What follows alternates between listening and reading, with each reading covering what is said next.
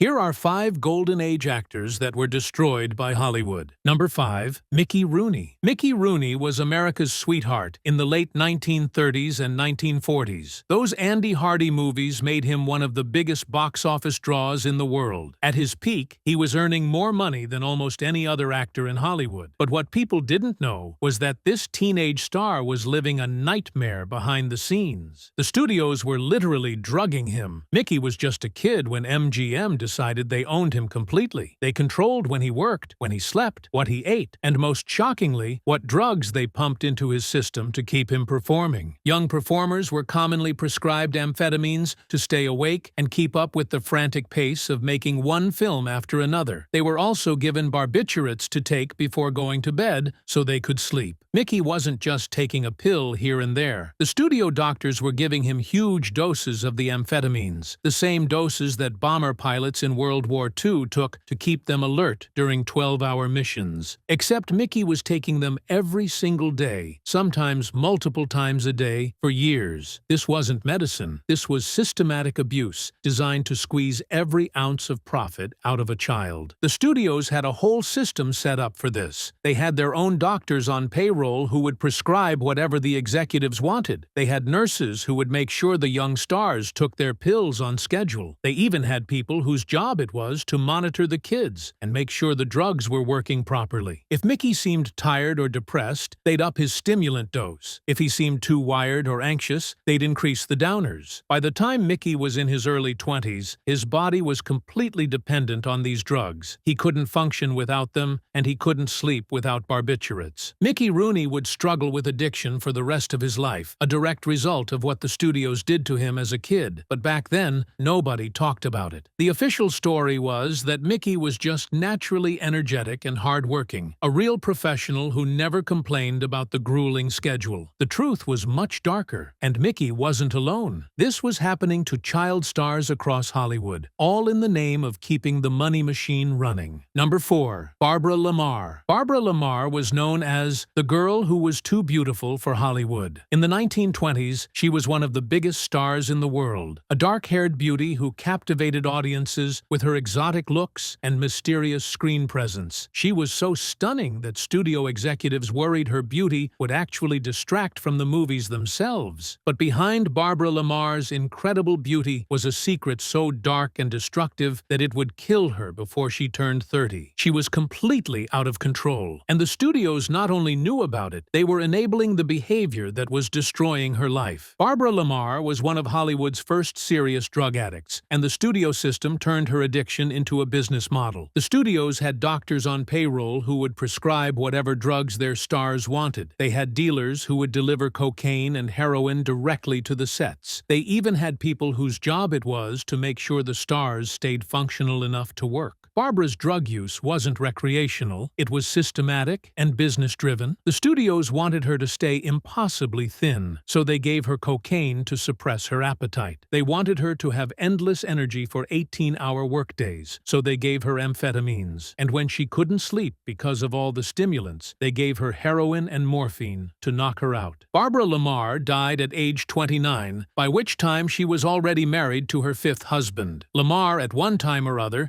had been addicted to cocaine, heroin, and alcohol. But it gets even darker. The studios were making money off her drug addiction in ways that nobody talks about. They were selling stories about her wild lifestyle to the press. They were using her reputation as a bad girl to promote her movies. They were essentially turning her self-destruction into a marketing campaign. Barbara's personal life was just as controlled and manipulated as her drug use. In 1922, she staged an adoption with her own son to avoid public scandal, as she was between marriages. The studios forced her to pretend her own child wasn't hers because they thought it would hurt her image as a seductive screen siren. The really sick part is that the studios knew this lifestyle would kill her, and they didn't care. They had calculated that they could make more money from Barbara's short, intense career as a drug-addicted bad girl than they could from a long, stable career as a healthy actress. While filming The Girl from Montmartre, disaster struck. One day on set, La Marr suddenly collapsed and even fell into a coma, but that didn't stop production. The studio used a body double in long shots to complete the film. Her cause of death ended up being tuberculosis and nephritis, but everyone in Hollywood knew the real cause. The studios had worked her to death and pumped her full of drugs until her body couldn't take it anymore. They took a talented, gorgeous young woman and turned her into a drug-addicted marketing gimmick, then threw her away when she stopped being profitable. And when she died, they just moved on to the next beautiful girl and started the whole process over again. Number 3. Rock Hudson.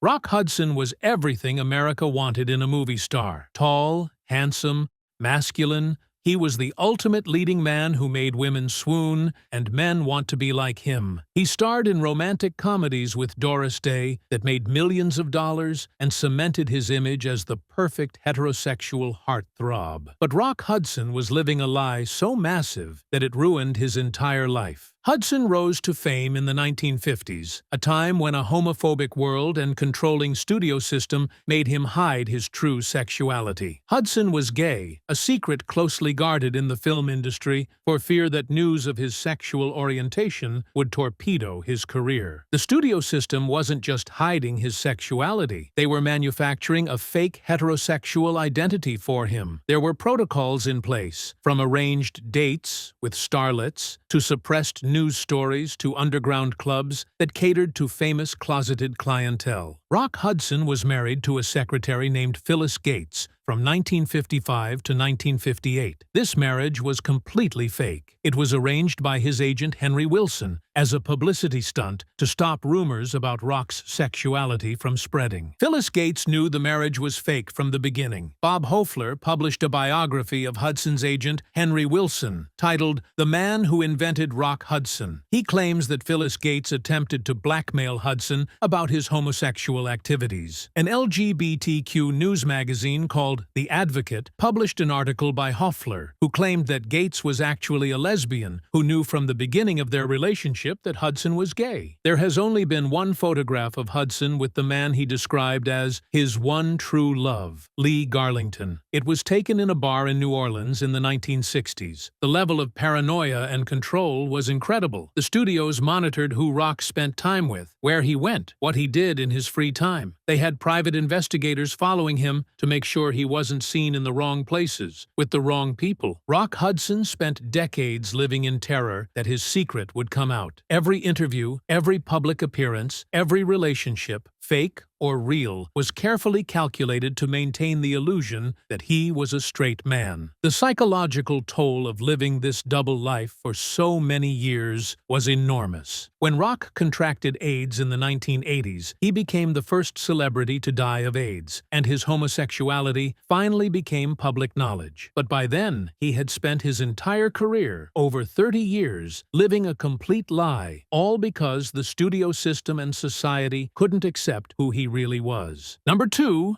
Jean Harlow. Jean Harlow was Hollywood's first platinum blonde bombshell. Known for her portrayal of bad girl characters, she was the leading sex symbol of the early 1930s and one of the defining figures of the pre-code era of American cinema. Harlow was popular for her laughing vamp screen persona and her signature look, that stunning platinum blonde hair. Here's the secret the studios never wanted anyone to know. The chemical process used to create Jean's platinum blonde hair was slowly poisoning her body. In the 1930s, hair bleaching was a brutal process that involved using extremely harsh chemicals, including hydrogen peroxide, ammonia, and even laundry bleach. But Jean's hair wasn't just bleached once. It had to be re-bleached often to maintain that perfect platinum color that made her famous. Jean's scalp was constantly burned and damaged from the chemicals. She had to endure treatments that were essentially chemical burns to her head every few weeks. The bleaching agents would eat away at her hair follicles, damage her scalp, and worst of all, toxic chemicals were being absorbed into her bloodstream. But it gets even worse. The studios knew this was happening, and they didn't care. Jean's platinum blonde hair was making them millions of dollars. She was one of the biggest stars in Hollywood, and her signature look was what made her special, so they kept subjecting her to these dangerous treatments, even as her health began to deteriorate. Jean started experiencing symptoms that doctors couldn't explain. strain. She was constantly tired, her skin looked pale and sickly, and she was having kidney problems. But nobody connected these health issues to the constant chemical treatments she was enduring to maintain her hair color. At the age of only 26, the actress died of kidney failure. Her final film, Saratoga, was released posthumously, with Mary Dees standing in for Harlow in several scenes. After Jean's death, the studios quietly changed their hair bleaching procedures and started using safer chemicals. But it was too late for Jean. She had already paid the ultimate price. Number 1.